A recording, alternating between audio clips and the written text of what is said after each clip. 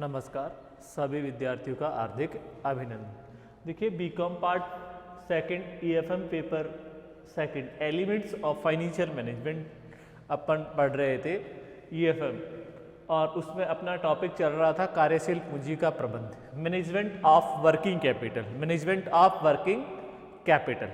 इसमें हमने methods of estimating working capital पढ़े थे और उसका पहला मेथड अपन ने कंप्लीट कर लिया था। पहला मेथड कौन सा था? First method. देखिए फर्स्ट मेथड था परिचालन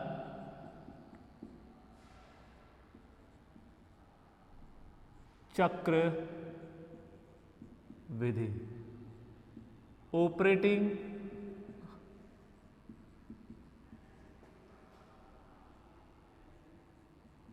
cycle method, operating cycle method. और ऑपरेटिंग साइकिल मेथड में मैंने ये बताया था कि देखिए एम वर्किंग ओसी, सबसे पहले क्या निकालते हैं? ओसी, ऑपरेटिंग साइकिल निकालते हैं।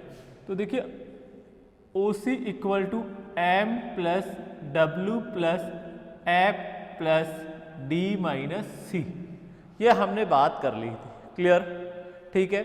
अब ओसी का मतलब क्या होता है? मैंने बताया था ऑपरेटिंग साइकिल,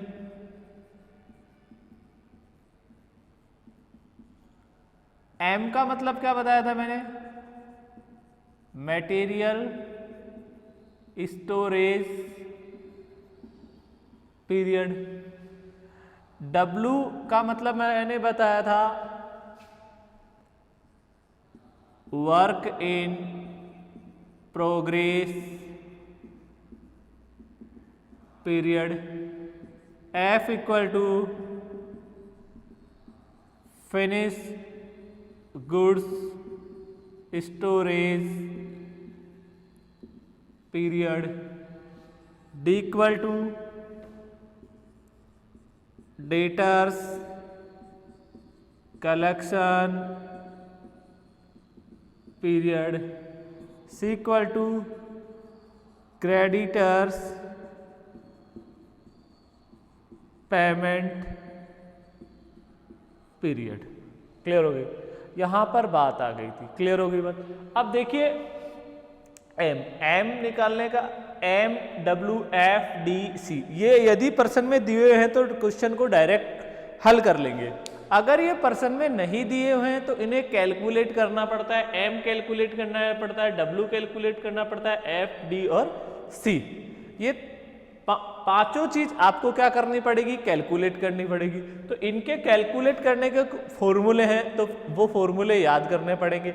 यदि क्वेश्चन में डायरेक्ट दे रखा है तो हल हो जाएगा। अगर ये एम डब्ल्यू एफ डी की वैल्यू प्रश्न में नहीं दी हुई है तो आपको क्या करना पड़ेगा? ये कैलकुलेट करने पड़ेंगे क्वेश्चन में, उसके बाद ही आपका क्या होगा? क्वेश्चन हल होगा। तो देखिए ये किस प्रकार से कैलकुलेट किए जाएंगे, इनके फॉर्मूले में आपको यहां पर बता रहा हूं।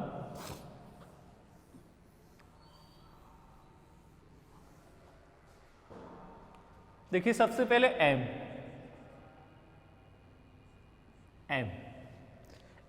एम बोले तो material storage period.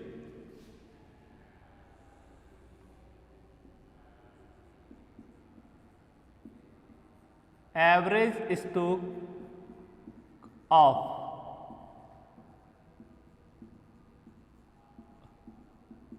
Raw material.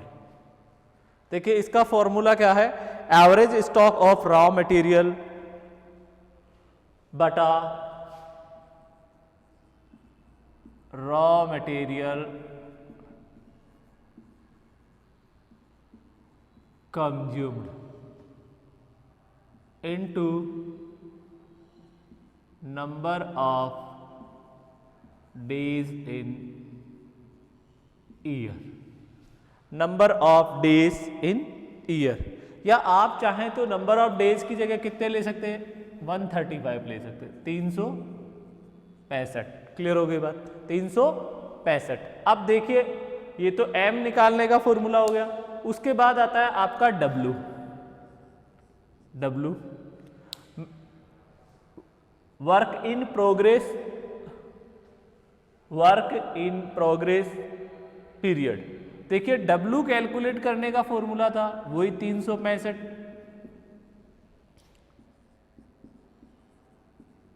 Average stock of WIP, average stock of WIP बटा प्रोडक्शन कॉस्ट। कौन सी कॉस्ट आएगी?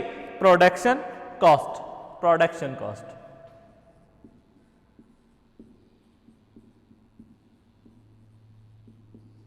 फिर देखिए आपका नेक्स्ट M हो गया, W हो गया, F कैलकुलेट करने का formula.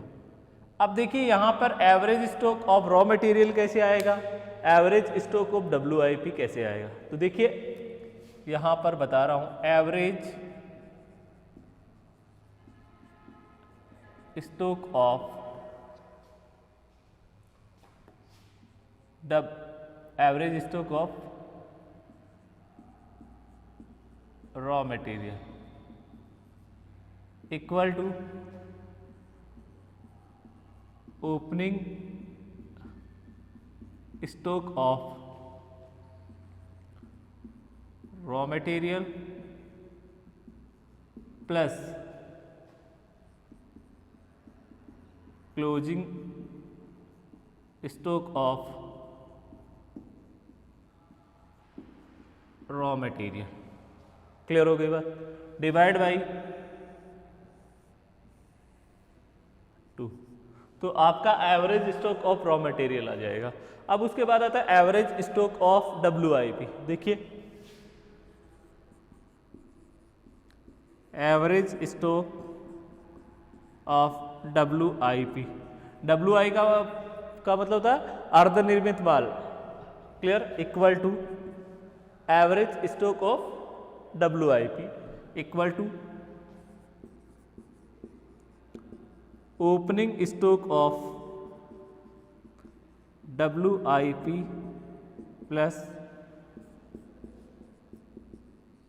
Closing stock of WIP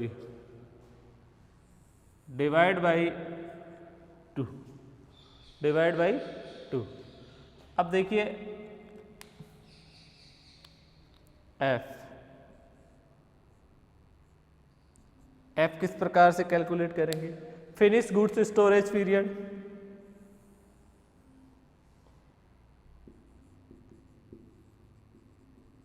average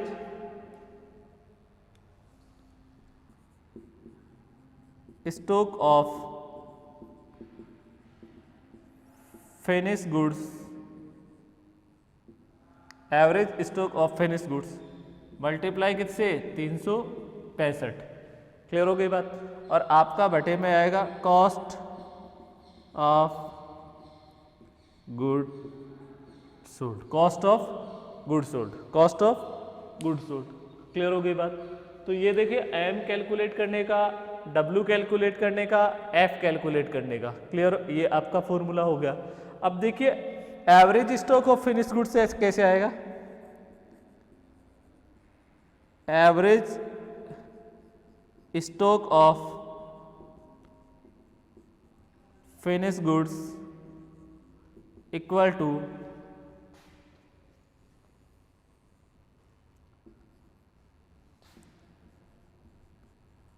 opening stock of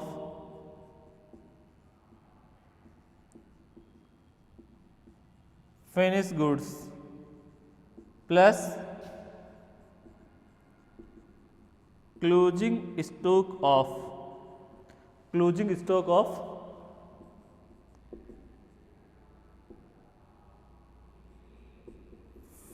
finish goods divide by 2। Clear? तो देखिए ये आपका क्या कैलकुलेट करने का फॉर्मूला हो गया? F कैलकुलेट करने का हो गया, average stock of finish goods. Clear हो गई बात? तो देखिए पहले M निकाल लिया, W आ गया, F आ गया। 3 की वैल्यू तो किस प्रकार से डिटरमाइन करेंगे? M का फॉर्मूला है average stock of raw material divide by raw material consume into 365। अब बात आती है average stock of raw material कैसे आएगा?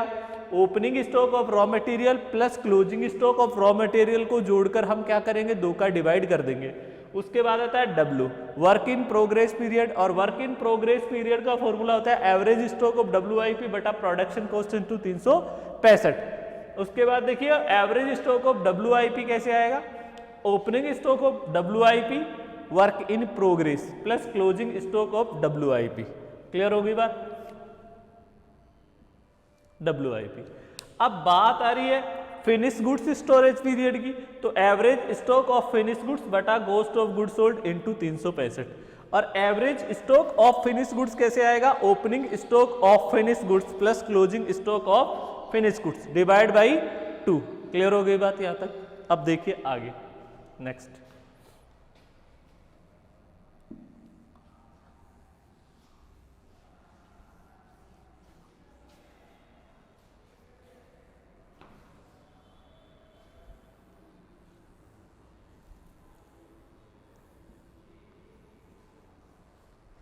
Debtors collection period.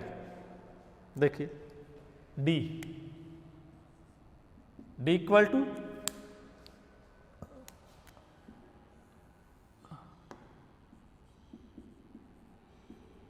Average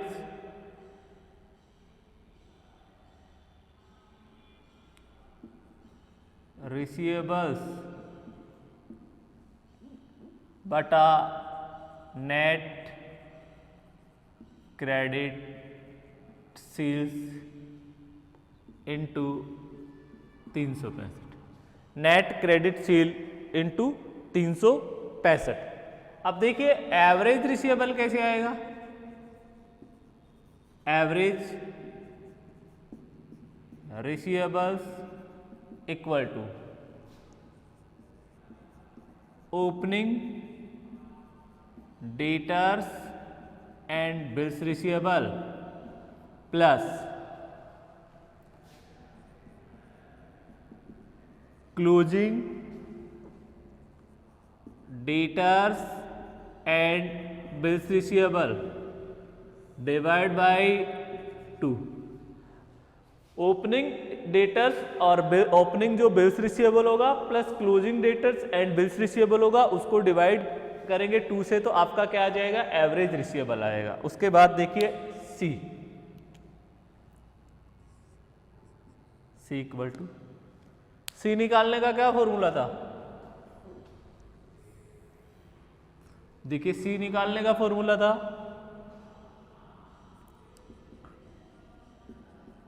average payables बटा नेट क्रेडिट परचेज इंटू 365। अगर पर्सन में 360 दे रखे हैं तो आप 360 मानकर उसकी कैलकुलेशन कर सकते हैं। उसके बाद देखिए एवरेज पेएबल कैसे आएगा,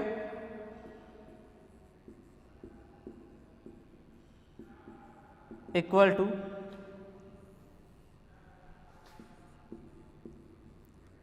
opening creditors and bills payable plus closing creditors plus bills payable and divide by 2 का डिवाइड कर देंगे तो आपका क्या आ जाएगा, एवरेज पेएबल आ जाएगा। तो देखिए मैंने यहां पर आपको एम कैलकुलेट करने का, डब्ल्यू कैलकुलेट करने का, एफ कैलकुलेट करने का, डी कैलकुलेट करने का और सी की वैल्यू कैलकुलेट करने का, आपको पांचों का मैंने सारे फॉर्मूले बता दिए आपको किस प्रकार से कैलकुलेट हो सकता है। काफी बार क्वेश्चंस में ऐसे होता है कि जैसे एम, डब्ल्यू, एफ और डी ही 4 की वैल्यू तो दी हुई है, लेकिन सी की वैल्यू आपको क्या करनी पड़ेगी, कैलकुलेट करनी पड़ेगी। तो सी के लिए मैंने आपको क्या फॉर्मूला लिखाया, एवरेज पेएबल बटा नेट क्रेडिट परचेज इंटू 365। इसके माध्यम से आप सी की कैलकुलेशन कर सकते हैं। यदि इन सभी की वैल्यू दे रखी है तो मैंने क्वेश्चन नंबर 1 आपको हल कराया है, क्लियर। तो क्वेश्चन नंबर 1 के आधार पर आप निकाल सकते हैं, क्या कैलकुलेट करते हैं, परिचालन चक्र विधि से हम कैलकुलेट करते हैं कार्यशील पूंजी की गणना। और कार्यशील पूंजी की गणना करने मैंने आपको बता भी दिया है, क्लियर। तो अपना एक मेथड था ऑपरेटिंग साइकिल मेथड, वो अपना अच्छे से कंप्लीट हो गया है।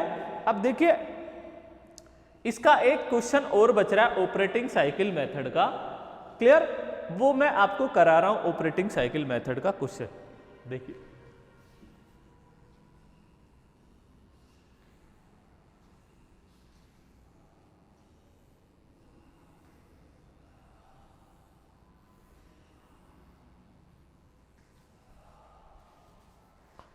क्वेश्चन नंबर 2,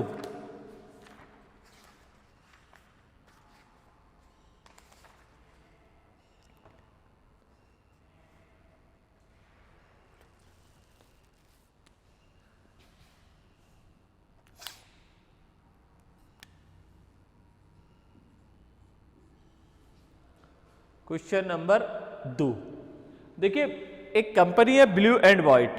कौन सी कंपनी है? Blue and white.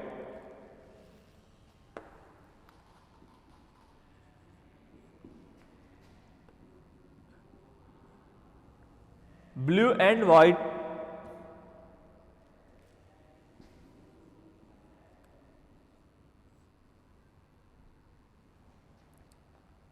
से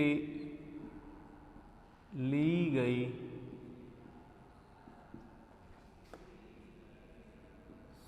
सूचनाओं के आधार पर परिचालन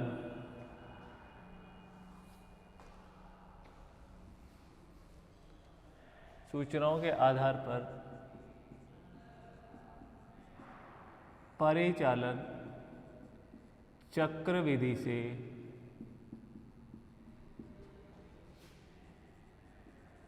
कार्यशील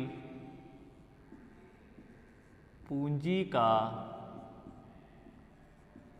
अनुमान लगाएं। किसका अनुमान लगाना है? कार्यशील पूंजी का अनुमान लगाना है। इन्होंने कहा वार्षिक बिक्री,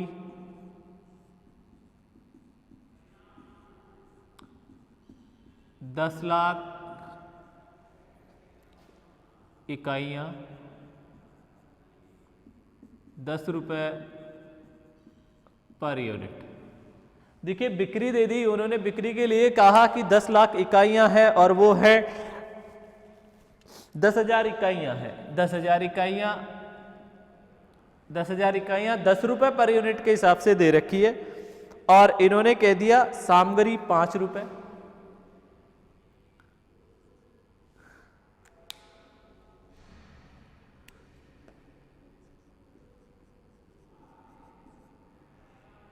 ₹5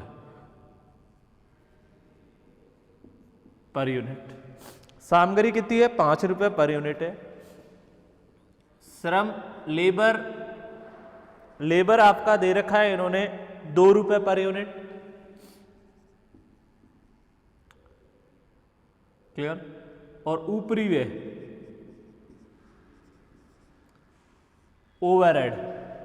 ओवरहेड आपको दे रखा है 1.75 पर यूनिट और इन्होंने ओवरहेड में कह दिया 2500 हास के शामिल है। 2500 रुपये हास के शामिल है। क्वेश्चन नंबर 2 की बात कर रहा हूं। 2500 किसके हैं? हास के शामिल। ग्राहकों को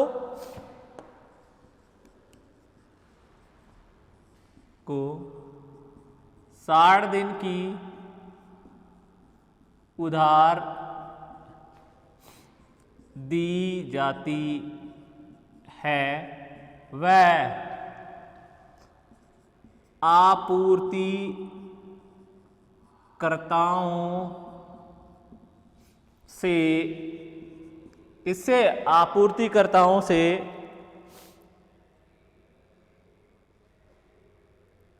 50 दिन की उधार ली जाती है। देखिए ग्राहकों को आप कितने दिन की उधार देते हैं? आप अपना माल बेचते हैं माल बेचते हैं और ग्राहकों को कहते हैं कि आप 60 दिन बाद हमें क्या कर देंगे, पेमेंट कर देंगे। और अब आप कच्चा माल या कोई भी माल खरीदते हैं तो आप क्या कहते हैं कि हम आपको 50 दिन बाद पैसा दे देंगे। क्लियर, ये क्वेश्चन में बता रहा है। तो मैंने ग्राहक का मतलब तो बताया था कस्टमर, कस्टमर बोलेंगे तो वो बोलेगा आपका डेटर्स होगा। और आपूर्तिकर्ता के लिए मैंने बताया था सप्लायर, और सप्लायर के लिए आप यूज क्या करेंगे, सी, क्रेडिटर्स। क्लियर हो गई बात यहां तक। अब देखिए आगे की बात बता रहा हूं मैं। आगे क्वेश्चन में कह रहा है कच्चे माल की 60 दिन की पूर्ति, कच्चे माल की 40 दिन की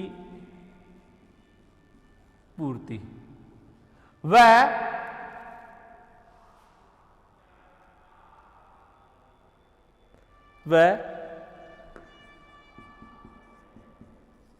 निर्मित माल 15 दिन स्टॉक में,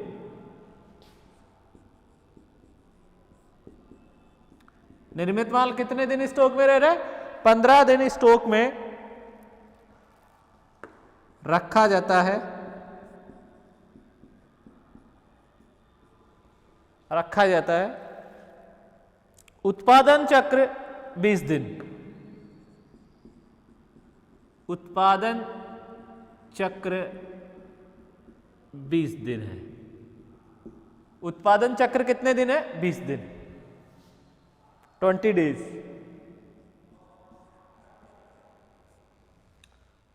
उत्पादन चक्र 20 दिन है। और 1/3 भाग, 1/3 भाग आकस्मिकताओं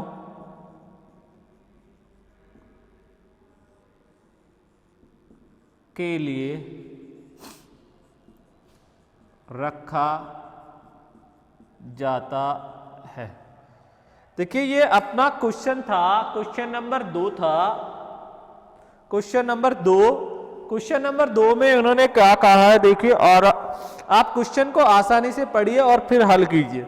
देखिए ब्लू एंड व्हाइट से ली गई, किससे ली गई, ब्लू एंड व्हाइट। क्लियर, आप बुक में क्वेश्चन नंबर 2 वो इंग्लिश में भी दे रखा है और हिंदी में भी दे रखा है। क्लियर, तो question number 2 blue and white से ली गई सूचनाओं के आधार पर परिचालन चक्र विधि से कार्यशील पूंजी का अनुमान लगाएगी, वर्किंग कैपिटल कैलकुलेट करनी है। और क्वेश्चन में साफ शब्दों में ये होगा कि कौन से मेथड से कैलकुलेट करना है, तो ऑपरेटिंग साइकिल मेथड से आप कैलकुलेट। और मैंने एक ही मेथड आपको अभी तक पढ़ाया, ऑपरेटिंग साइकिल मेथड। अब देखिए उन्होंने बिक्री दे दी कि 10,000 इकाई बनाता है वो 10 रुपए पर यूनिट में, उसमें 10,000 इकाई बनाता है तो उसमें मटेरियल उसका लगता है 5 रुपए का, श्रम लगती है 2 रुपए की, और ऊपरी में उसके खर्च हो जाते हैं 1.75 पर यूनिट। क्लियर, ये कह दिया 2500 रुपए, उसमें 1.75 रुपए उसका ओवरहेड पे खर्च हो रहा है, उसमें उसके 2500 रुपए किसके शामिल है, हाथ के डेप्रीशिएशन के इंक्लूड है। अब बात आ रही है ग्राहकों को 60 दिन की उधार दी जाती है और वह आपूर्तिकर्ताओं से 50 दिन की उधार ली जाती है।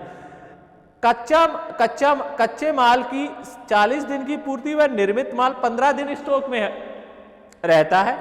उत्पादन चक्र जो आपका वर्क इन प्रोग्रेस था, जो W है, वो आपका कितना दिन दे रखा है, 20 दिन दे रखा है।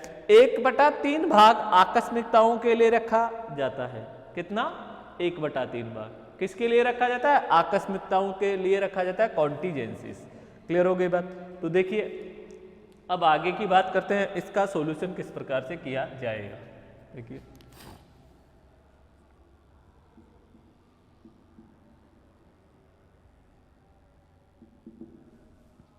देखिए ऑपरेटिंग साइकिल मेथड में सबसे पहले बताया था ओसी कैलकुलेट करना, OC equal to m plus W plus F plus D minus C। Clear हो गई बात। अब देखिए इसमें m की वैल्यू कहाँ दे रखी है प्रश्न में, तो m मटेरियल ये रहा, m की वैल्यू है कितने दिन, 40 दिन, तो ये लो 40 plus W work in progress उत्पादन चक्र ये रहा 20 दिन, प्लस फिनिश गुड्स, निर्मित माल 15 दिन,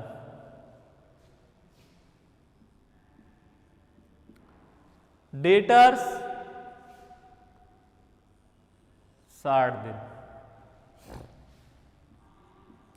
क्रेडिटर्स आपूर्तिकर्ता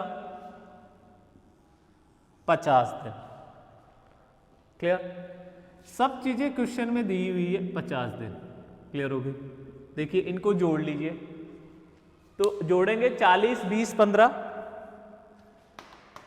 40 plus 20 plus 15 plus 60 minus 50 equal to 85 days आ रहा है। 85 डेज ऑपरेटिंग साइकिल,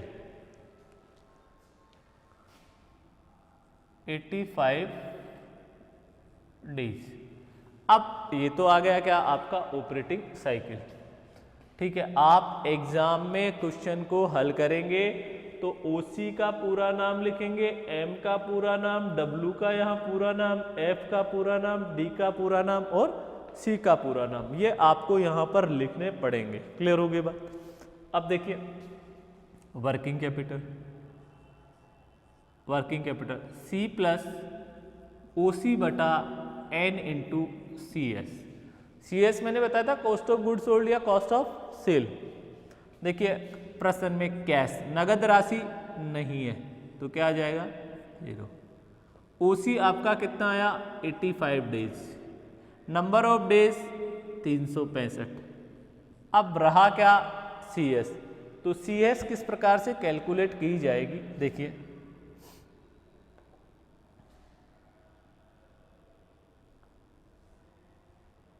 यहां कैलकुलेट कर रहा हूं, calculation of cost of good sold, cost of good sold, calculation of cost of good sold. देखिए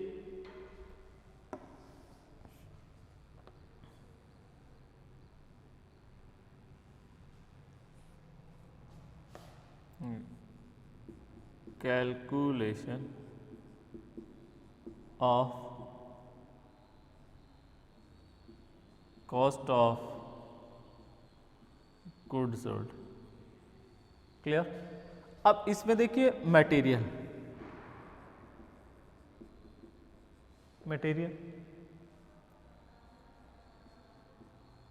लेबर, ओवरहेड, क्लियर हो गई बात? ओवरहेड। देखिए मटेरियल आपका 10,000 इकाई बना रहे हो, यहां पे भी 10,000 इकाई बना रहे हो और ये भी आप क्या कर रहे हो 10,000 इकाई बना रहे हो, तो इनकी पर यूनिट कॉस्ट आपको दी हुई है। मटेरियल की कितनी है 5 रुपये पर यूनिट, तो इसको 5 से मल्टीप्लाई करेंगे तो ये अपना मटेरियल इसमें कितना यूज आएगा 50,000। लेबर की कितनी दे रखी है 2 रुपये, तो ये लेबर कितना आएगा 20। क्लियर? अब इसकी 1.75 दे रखी है। क्लियर होगी बात? तो 1.75 दे रखी है तो ये आता है देखिए 17,500, लेकिन इसमें 2500 रुपये किसके इंक्लूड है डेप्रीशिएशन के। देखिए कितना आ रहा है 17,500, 1.75 इंटू 10,000, तो ये आ जाएगा 17,500 माइनस 2500। डेप्रीशिएशन को कभी भी कार्यशील पूंजी का हिस्सा नहीं माना जाता है। किसको नहीं माना जाता है? डेप्रीशिएशन को। तो देखिए ये आपका यहां बचता है 15,000। टोटल करो, अगर आप इसका टोटल करते हैं तो टोटल वैल्यू आपकी देखिए यहां पर इसका टोटल आएगा 85,000।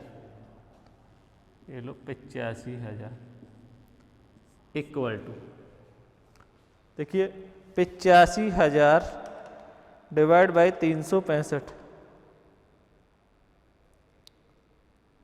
19,794.52, 19,794.52 एड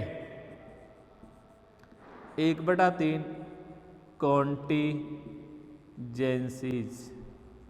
तो 1/3 आकस्मिकताओं के लिए रखा जाता है, तो 1,19,794.52 का 1/3 निकाल लीजिए, ये आता है 6,598.17।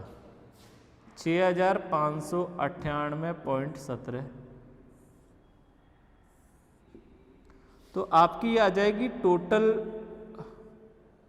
Working capital WC, total working capital plus 19,794.52, 26,392.93, 26,393 आपका ये फाइनल आंसर आ जाएगा। क्लियर होगी बात? तो ये आपका क्वेश्चन नंबर कौन सा हो गया? 2। क्वेश्चन नंबर 2 आपका यहाँ पर कंप्लीट है। क्वेश्चन नंबर 2 क्वेश्चन कंप्लीट हो गए। कौन से मेथड के? ऑपरेटिंग साइकिल मेथड के। अब बात आती है नेक्स्ट क्वेश्चन नंबर 3। देखिए क्वेश्चन नंबर 3 क्या कह रहा है?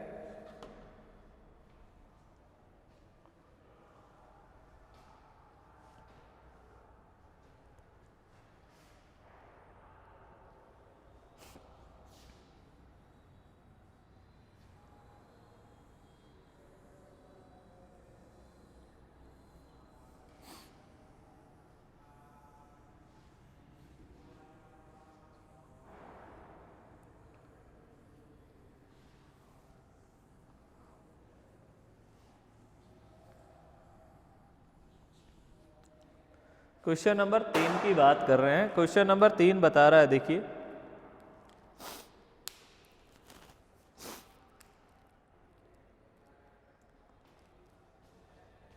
क्वेश्चन नंबर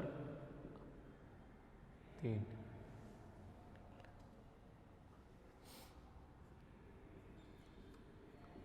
निम्न लिखित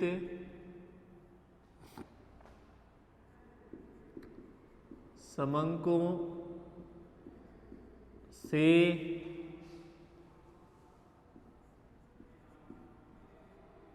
प्रत्येक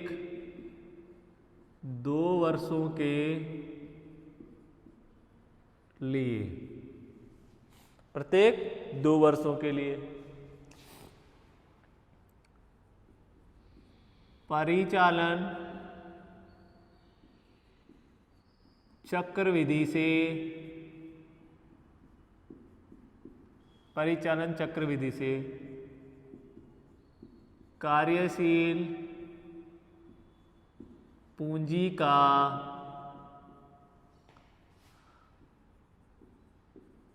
अनुमान लगाइए। किसका अनुमान लगाना है? कार्यशील पूंजी का अनुमान लगाना है। देखिए इन्होंने दे दिया ईयर फर्स्ट और ईयर सेकंड। इन्होंने दिया average stock,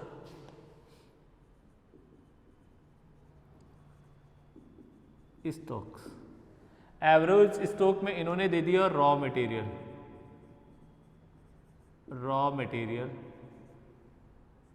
WIP, finish goods. देखिए रॉ मटेरियल दे दिया और आपको दे दिया फिनिश गुड्स दे दिया। देखिए रॉ मटेरियल इन्होंने दिया है 20,000,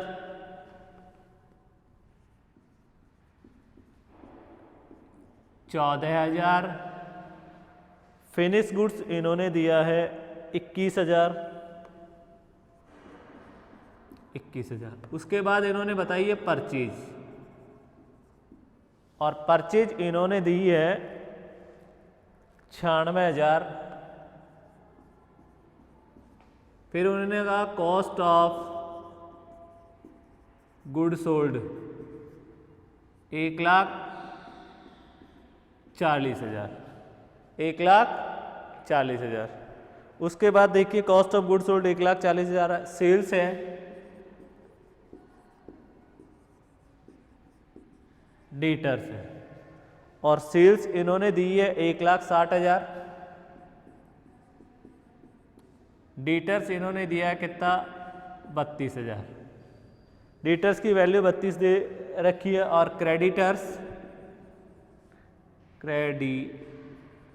क्रेडिटर्स की वैल्यू इन्होंने दी है कितनी 16,000।